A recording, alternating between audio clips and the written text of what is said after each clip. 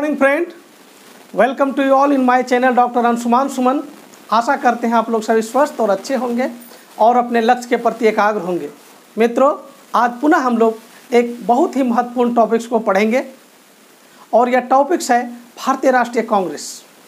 भारतीय राष्ट्रीय कांग्रेस जिसने भारतीय स्वतंत्रता संग्राम में अग्रणी भूमिका निभाया, तो इसके बारे में हम लोग आने की भारतीय राष्ट्रीय कांग्रेस 1950 ईस्वी तक हम लोग आज पढ़ने की कोशिश करेंगे। मित्रों, ज़रूर यह वीडियो जो है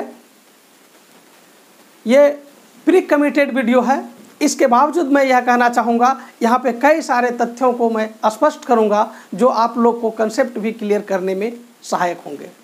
तो चलिए, भारतीय राष्ट्रीय कांग्रेस में आज हम लोग पढ़ेंगे क्या। सबसे पहले उसके प्रमुख बिंदु को देखेंगे, उसके बाद इसके जितने सारे अधिवेशन, महत्वपूर्ण अधिवेशन हुए उसको देखेंगे, उसकी अध्यक्षता किसने की और उसके समय में क्या निर्णय लिए गए, यही चीज़ हमको पढ़ना है। और यहाँ से बहुत सारे प्रश्न पूछे जाते हैं, समझ पर भी आधारित पूछे जाते हैं और फैक्चुअल क्वेश्चन भी पूछे जाते हैं। हमको आशा है कि अगर आप पूरी वीडियो को देखेंगे एकाग्रता के साथ, तो यहाँ से आने वाले सारे प्रश्नों को आप कर सकेंगे। तो चलिए, सबसे पहले हम भारतीय राष्ट्रीय कांग्रेस की प्रमुख बिंदु को देखेंगे, जिसमें हम लोग देखेंगे कि भारतीय राष्ट्रीय कांग्रेस की स्थापना कब हुई। तो भारतीय राष्ट्रीय कांग्रेस की स्थापना 28 दिसंबर 1885 ईस्वी को हुई। अगर उसका स्थान पूछा जाए तो गोकुलदास तेजपाल संस्कृत कॉलेज, जो कि बम्बई में है, आज मुंबई हम उसको कहते हैं, वहाँ पे इसकी स्थापना की गई। अब यदि इससे प्रश्न ये पूछे जाए कि सबसे अहम योगदान भारतीय राष्ट्रीय कांग्रेस की स्थापना में किसने दी, तो वो एक ब्रिटिश अधिकारी ही था जिसका नाम A.O. हुम था। ये उस समय रिटायर कर चुके थे। और अब जो प्रश्नों के जो पूछने के जो ट्रेंड चेंज हुए हैं, तो आप लोग को यह क्वेश्चन पूछा जा सकता है कि भारतीय राष्ट्रीय कांग्रेस की प्रथम अधिवेशन का महासचिव कौन था। तो ये महासचिव थे।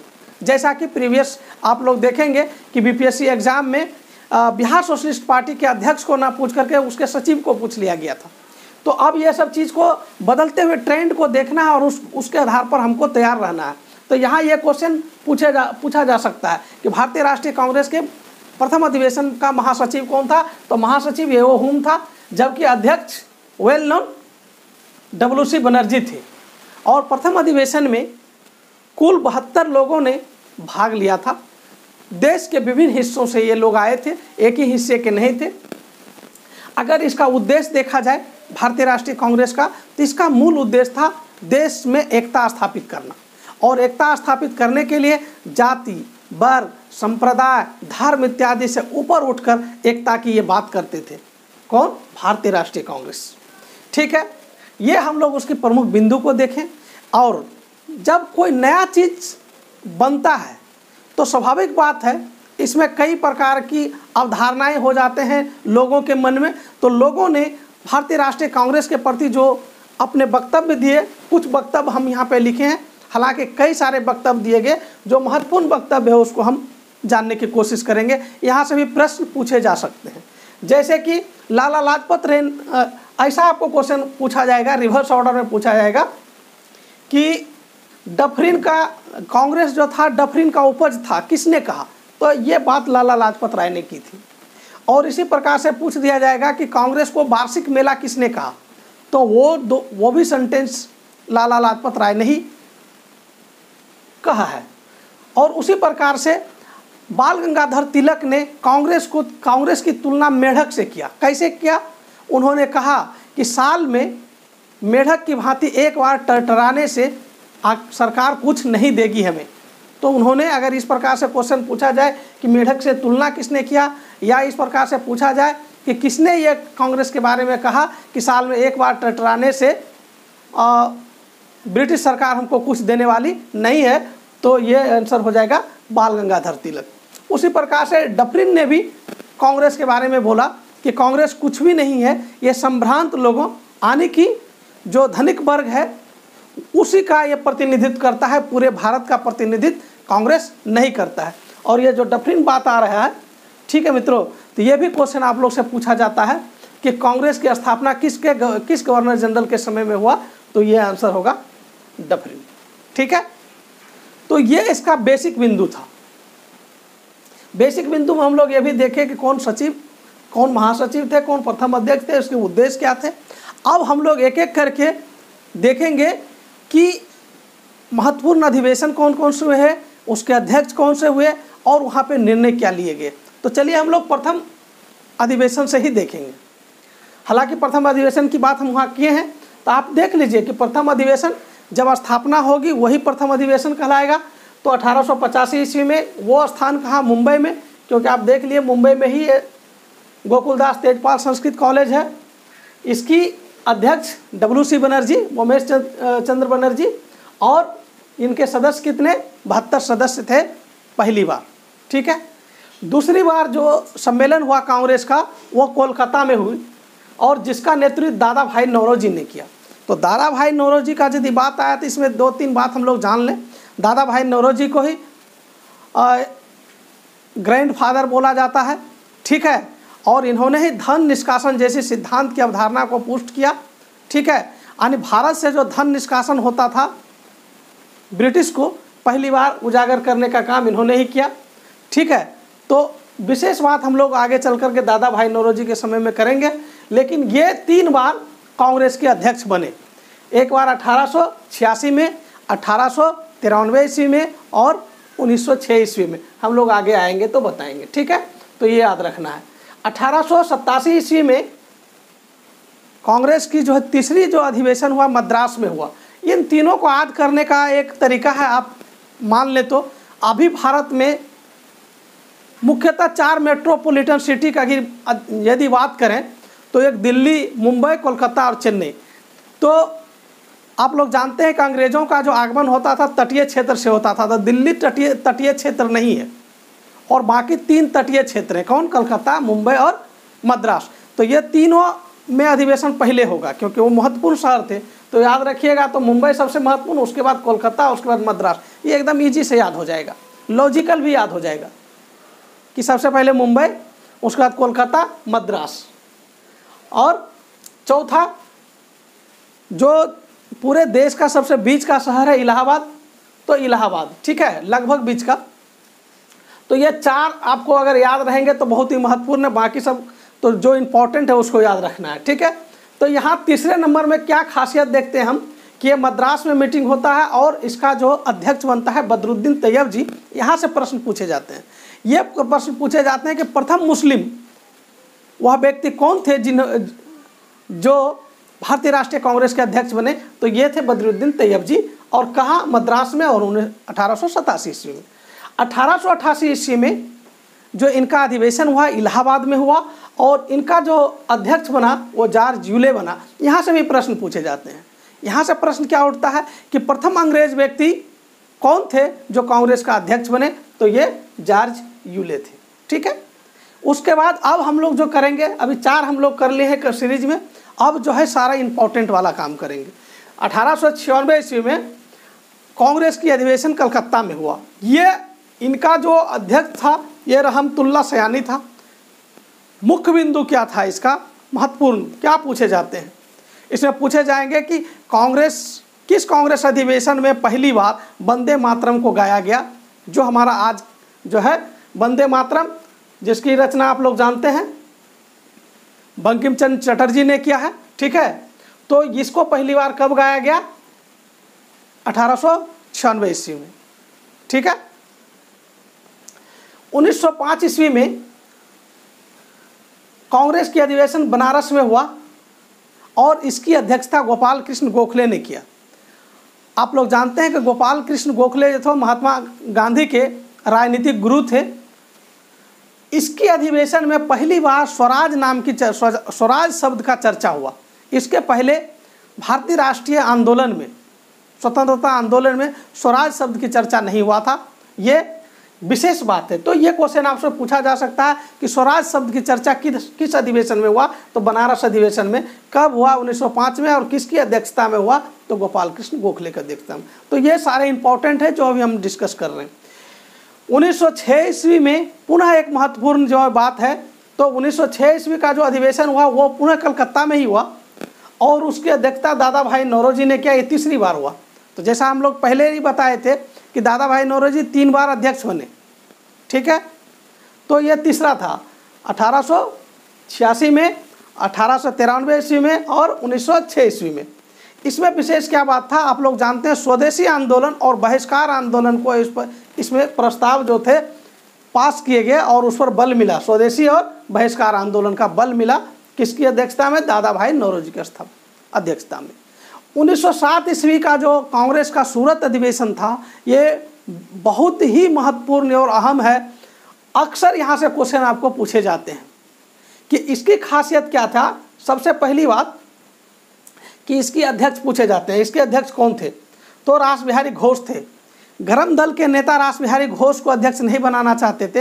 हालांकि उस समय तक जो उदारवादी लोग थे उनका वर्चस्व था, इसीलिए उन्होंने जो है अध्यक्ष तो रासबिहारी घोष को बना दिया, लेकिन जो उदारवादी और उग्रवादी में जो मतभेद हो गया था वो जो है सामंजस्य रासबिहारी घोष नहीं कर पाए। और इससे क्या हुआ कि सूरत अधिवेशन में कांग्रेस 2 खेमे में बट गया, एक गरम दल में और एक नरम दल में। तो जब हम कांग्रेस का मेंस के हिसाब से पढ़ने लगेंगे तब हम उसमें देखेंगे कि कांग्रेस का जो प्रथम 20 साल है 1885 से 1905 ईस्वी तक वो उदारवादी काल कहलाता है। और 1907 ईस्वी से लेकर के अगर आप 1920-22 ईस्वी तक 25 तक आप देख लेंगे तो वहाँ तक आपका ये जो है उग्रवादी काल कहलाता है और उसके बाद जो है क्रांतिकारी काल होता है। तो हम ये 3 काल जो है उदारवादी, उग्रवादी और क्रांतिकारी काल को विशेषता हम मेंस का जब हम वीडियो बनाएंगे तो उसमें स्पष्ट करेंगे। लेकिन याद रहे कि इसका अगर सीरीज अगर गलती से पूछ दिया कि पहले कौन, तो पहले उदारवादी, उसके बाद उग्रवादी और उसके बाद क्रांतिकारी, ठीक है। तो ये सूरत वाला हम लोग देख लिए चीज़ को। अब देखेंगे कि 1909 ईस्वी में आप लोग जैसा जानते हैं कि मार्लो मिंटो एक्ट आया था 1909 ईस्वी में। तो ये इसलिए इम्पोर्टेंट है, तो ये पूछा जा सकता है कि किसकी अध्यक्षता उस समय कांग्रेस की अध्यक्षता किसने की थी, तो लाहौर में मदन मोहन मालवीय उस समय कांग्रेस के अध्यक्ष थे। और 1911 बहुत ही महत्वपूर्ण है। 1911 का अधिवेशन जो हुआ था कलकत्ता में हुआ था और इसकी अध्यक्षता बिशन नारायण किया था। ये इम्पोर्टेंट, बिशन नारायण से ज़्यादा इम्पोर्टेंट ये है कि क्वेश्चन ये पूछे जाते हैं कि जन गण मन जो हमारा आज राष्ट्रीय गान है ये पहली बार कांग्रेस के किस अधिवेशन में गाया गया, तो आंसर होता है 1911। तो याद रहे कि हमने राष्ट्रीय गीत की भी बात किया था कि राष्ट्रीय गीत पहली बार कब गाया गया, तो आप लोग देखे थे 1896 ईस्वी। तो ये और ये दोनों ही बहुत इंपॉर्टेंट है, अक्सर यहाँ से प्रश्न पूछे जाते हैं, ठीक है। अब हम लोग आगे बढ़ें तो देखेंगे 1912 ईस्वी बहुत ज़्यादा इम्पोर्टेंस नहीं है, लेकिन अगर आप बीपीएससी की तैयारी कर रहे हैं तो ये इम्पोर्टेंट हो जाता है। यह इसलिए कि आपको सीधा क्वेश्चन पूछा जाएगा कि 1912 ईस्वी का कांग्रेस का अधिवेशन कहाँ पे हुआ था, तो आंसर इसका होगा बांकीपुर जो कि पटना में है। अध्यक्षता किसने किया था, आरएन मधुलकर, ठीक है। अब आइए ये 1916 ईस्वी। 1916 ईस्वी बहुत ही इम्पोर्टेंट। 1916 ईस्वी में गरम दल और नरम दल जो कि 1907 ईस्वी में आपस में बट गए थे, उन दोनों के बीच में सामंजस्य स्थापित हो गया। और एक प्रकार से कहें कि इसमें सामंजस्य स्थापित करने वालों में से अग्रणीय भूमिका बाल गंगाधर तिलक ने निभाया था, ठीक है। तो ये देख लीजिए 1916 से बहुत इंपॉर्टेंट है। गरम दल और नरम दल आपस में मिल गए, ठीक है। और अगर इनका पूछ लिया जाए कि इसका अध्यक्ष कौन था उस समय कांग्रेस का, तो अंबिकाचरण मजूमदार जी थे। अब आइए 1917 भी काफ़ी इम्पोर्टेंट है मित्रों। स्वाभाविक है कि जो मैं लिखा हूँ वो उनके महत्व के हिसाब से ही लिखा हूँ। हालांकि 1950 तक तो और सारे अधिवेशन हुए, लेकिन यहीं से ज़्यादातर क्वेश्चन पूछे जाएंगे, मोस्टली प्री में यहीं से पूछे जाएंगे। 1917 इम्पोर्टेंट इसलिए है कि 1917 का जो अधिवेशन था वो कलकत्ता में हुआ था और इसकी अध्यक्षा बनी थी एनी बेसेंट।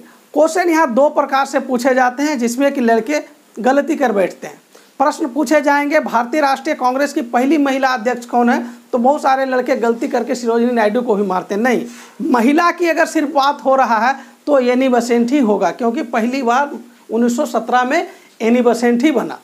आगे चलकर हम पढ़ेंगे 1925 ईस्वी में पढ़ेंगे कानपुर अधिवेशन में सरोजिनी नायडू बनी थी।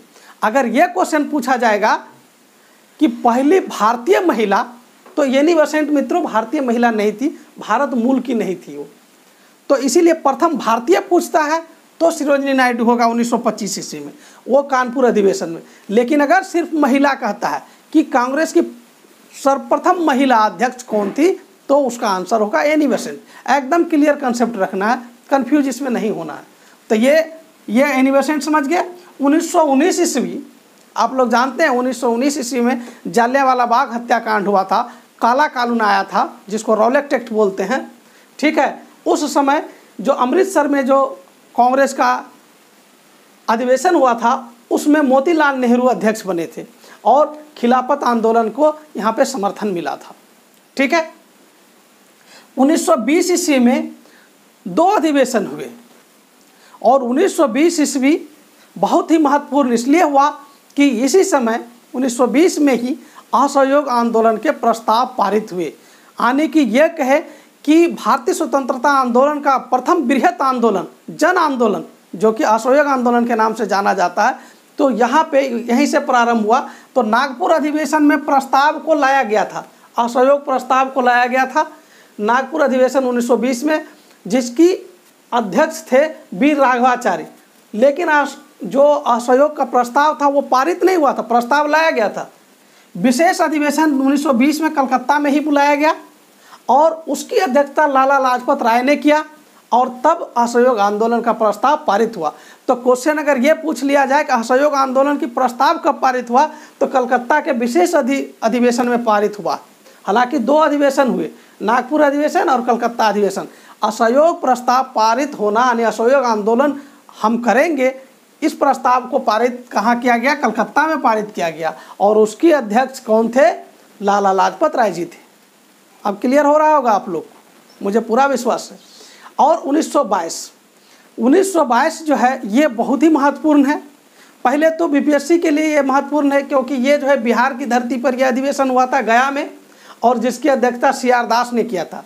दूसरा महत्वपूर्ण तथ्य इससे क्या है, कंसेप्ट क्या है कि यहाँ पे इन्होंने CR दास जी का मानना था कि असहयोग हम करेंगे लेकिन बाहर से नहीं, अंदर से। यहाँ आप लोग को समझा दूं, अंदर से उनका तात्पर्य था कि हम जो है चुनाव लड़ें, हम काउंसिल में जाएं और काउंसिल में जा कर के अंग्रेजी सरकार का विरोध करें। जबकि महात्मा गांधी और इनके जो प्रस्तावक थे, असहयोग के जो प्रस्तावक थे, वो चाहते थे सिर्फ और सिर्फ किसी भी सूरत में असहयोग करना।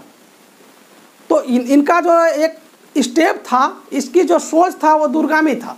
ये CR दास जी मानते थे कि हम काउंसिल में पहले पहुँचे तब वो जो कानून बनाएंगे उस पर हम विरोध करेंगे, उस पर अडंगा लगाएंगे, जो कि महात्मा गांधी और इनके सारे नेता, अनुषंगी नेता ऐसा नहीं चाहते थे। इसीलिए CR दास जी कांग्रेस से रिजाइन कर दिए और आप लोग को मालूम है स्वराज पार्टी का गठन 1923 ईस्वी में CR दास जी के नेतृत्व में हुआ।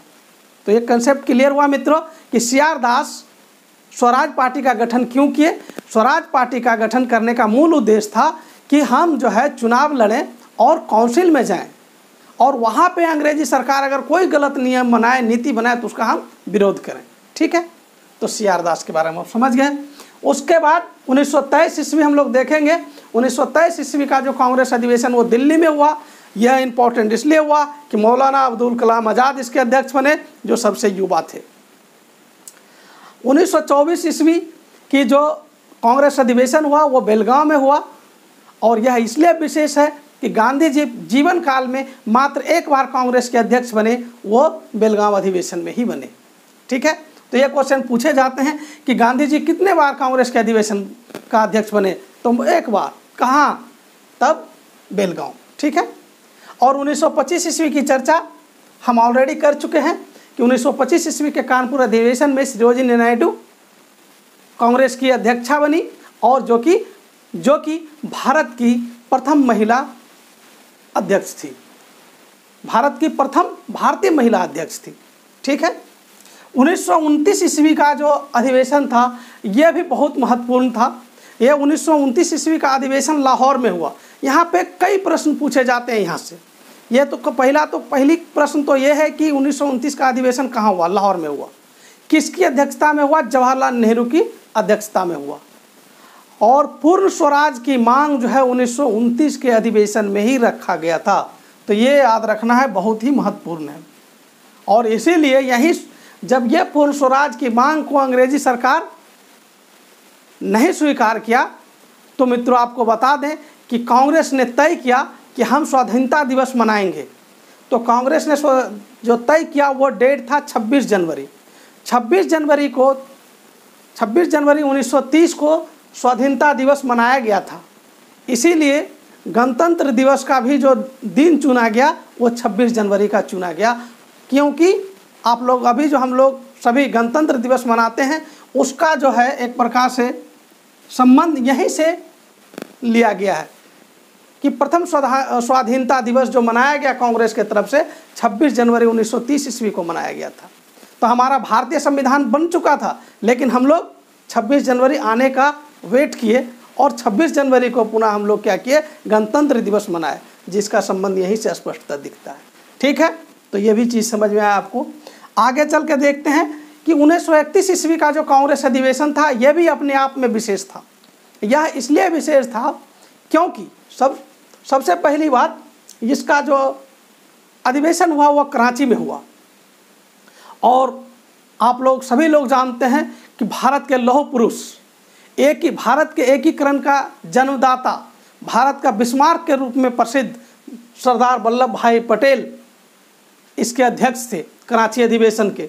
और स्वाभाविक बात है, सरदार वल्लभ भाई पटेल जैसे व्यक्तित्व के लिए वहाँ काम भी उतना ही महत्वपूर्ण हुआ। मौलिक अधिकार, जो फंडामेंटल राइट की बात हम लोग करते हैं संविधान के भाग 3 में, वो फंडामेंटल राइट की पहली बार अगर चर्चा हुआ तो इसी अधिवेशन में चर्चा हुआ, कराची अधिवेशन में। किसकी अध्यक्षता में? सरदार वल्लभ भाई पटेल की अध्यक्षता में। तो हमको आशा है कि आप लोग को अच्छा लग रहा होगा। इसी तरह देखते रहें। 1933 ईस्वी का भी अधिवेशन इम्पोर्टेंट इसलिए रहा कि यह अधिवेशन 1933 का कलकत्ता में हुआ, जिसकी अध्यक्षता थी नलिनी सेन गुप्ता। यह इसलिए महत्वपूर्ण हुआ, नलिनी सेन गुप्ता भारतीय मूल की थी लेकिन वो विदेश में रहती थी। तो भारतीय मूल की महिला जो कि विदेशी थी वो नलिनी सेन गुप्ता थी। ऐसा क्वेश्चन आपसे पूछा जा सकता है कि वह विदेशी कौन महिला थी भारतीय मूल की जो कि पहली बार भारतीय राष्ट्रीय कांग्रेस की अध्यक्ष बना। तो ये याद रखना है नलिनी सेन गुप्ता के बारे में। यहाँ से प्रश्न अभी टिपिकल अगर पूछा गया तो इस प्रकार के प्रश्न पूछे जाएंगे। ठीक है, आइए 1936 और 37। 1936 और 37 में जो कांग्रेस के अध्यक्ष थे वो हमारे जवाहरलाल नेहरू जी थे। और यहाँ पे देखेंगे 1936 तो लखनऊ, 37 फैजपुर में हुआ था इसका अधिवेशन। फैजपुर इम्पोर्टेंट क्यों है? आप लोग से अगर ये क्वेश्चन पूछ लिया जाए कि पहली बार कांग्रेस का गांव में अधिवेशन कहाँ हुआ, तो गांव, ये फैजपुर एक गांव है, तो फैजपुर में पहली बार गांवों में अधिवेशन हुआ। तो ये इसलिए स्पेशल है, इसको याद रखना है, पहली बार गांव में। ठीक है, 1938 और 1939 में जो कांग्रेस के अध्यक्ष थे ये बहुत ही रिनाउंड पर्सन थे और उनका नारा था कि तुम मुझे खून दो मैं तुम्हें आज़ादी दूंगा। और मुझे आशा है कि आप लोग समझ गए होंगे, ये सुभाष चंद्र बोस जी 1938 एवं 1939 के अध्यक्ष रहे। 1939 में यानी 1938 जो है हरिपुरा में, यह हरिपुरा गुजरात में है। और 1939 त्रिपुरी जो कि पहले मध्य प्रदेश में था, अभी छत्तीसगढ़ में है, यहाँ का अध्यक्ष बने। और यहाँ पे एक बात बताना चाहूँगा, जब पुनः सुभाष चंद्र बोस जी कांग्रेस के अध्यक्ष पद पर चुन लिए गए, इसके प्रतिद्वंदी के रूप में पट्टाभी सीतारामैया थे। और गांधी जी की युक्ति थी कि पट्टाभी सीतारामैया की हार मेरी हार है, अर्थात वो सुभाष चंद्र बोस जी को दोबारा जो है कांग्रेस के अध्यक्ष के रूप में नहीं देखना चाहते थे। तो खैर इस पर विस्तार से हम बात करेंगे, लेकिन अगर वो युक्ति भी पूछ लिया जाए तो आप लोग को पता होना चाहिए। आइए 1940 ईस्वी के लाहौर अधिवेशन में, ठीक है, 1940 ईस्वी के लाहौर अधिवेशन में मौलाना अबुल कलाम को बनाया गया इसके अध्यक्ष। और आपसे ये क्वेश्चन पूछ लिया जाए कि हम 1950 तक की बात कर रहे हैं, 1950 के बाद की बात नहीं कर रहे हैं। 1950 तक कांग्रेस के सबसे लंबे काल तक अध्यक्ष पद पर कौन रहे? तो मौलाना आज़ाद ही रहे, क्योंकि 1940 से 1946 ईस्वी तक कांग्रेस के अध्यक्ष का चुनाव हुआ ही नहीं। तो ये लगभग 6 साल तक ये कांग्रेस के अध्यक्ष रहे। तो इसी बीच में आपको टिपिकल क्वेश्चन भी पूछते हैं, आपको क्वेश्चन पूछ लिए जाएंगे 1942 का भारत छोड़ो आंदोलन के समय में राष्ट्रीय कांग्रेस के अध्यक्ष कौन थे? तो स्वाभाविक बात है कि 40 से 46 तक कौन है? 40 से 46 तक आप देख रहे हैं मौलाना आज़ाद हैं, तो वही हो जाएंगे।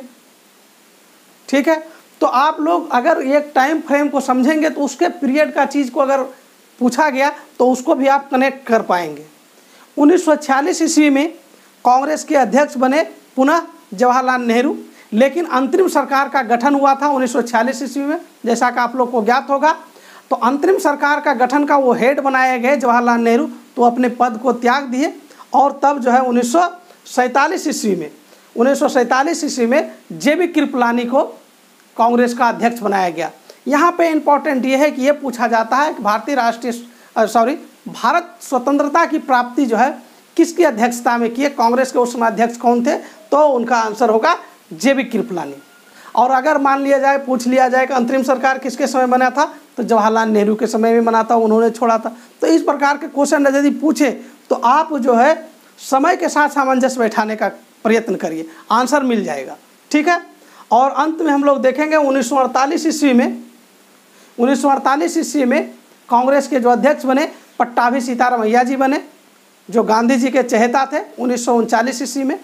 ठीक है, 1950 ईस्वी में कांग्रेस के जो अध्यक्ष बने वो टंडन जी थे। ठीक है, PD टंडन जी। तो मित्रों, हमको पूरा आशा है कि आप लोग आज की इस वीडियो से काफ़ी लाभान्वित हुए होंगे। वीडियो यदि अच्छा लगता है तो सब्सक्राइब और शेयर करें और इसी तरह मेरे साथ बने रहें।